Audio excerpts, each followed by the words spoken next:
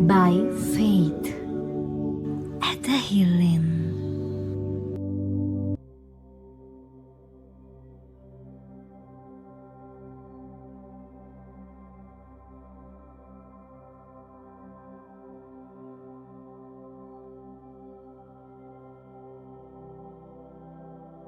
ජේසුස් සමිඳුනි, අපගේ ජීවිත සඳහා අපි ඔබ වහන්සේට ස්තුති කරන්නෙමු. අපට ලැබෙන ඔබගේ බහුල දිව්‍ය දයාව සහ කරුණාව සඳහා අපි ඔබ වහන්සේට ප්‍රශංසා කරන්නෙමු. අපි ඔබට එතරම් විශ්වාස නොවුනත් ඔබගේ විශ්වාසවන්තකම ගැන අපි ඔබට ස්තුතිවන්ත වෙමු.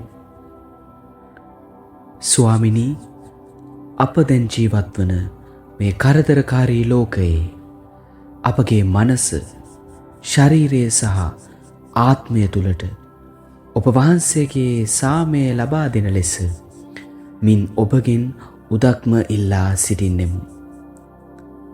ලෝකයේ සුවපත් කරන ලෙසත් අපගේ ජීවිතවල ආතතිය, ශෝකය, පීඩාව, ඇද වැටීම සහ ශෝකය ඇති කරන ඒ සෑම දෙයක් තුළින්ම ඔබ වහන්සේගේ දයාව දිස්වන්නට සැලසුව මැනව.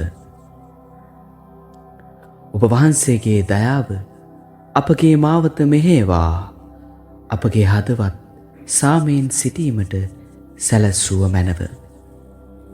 ඔබ වහන්සේට සෑම දෙයක්ම කළ හැකි බවට අපට සාක්ෂියක් වුව මැනව. ඔබගේ සාමය අපගේ පවුල තුළ, අපගේ රට තුළ සහ මුළු ලෝකයේ තුළ රජ වේවා.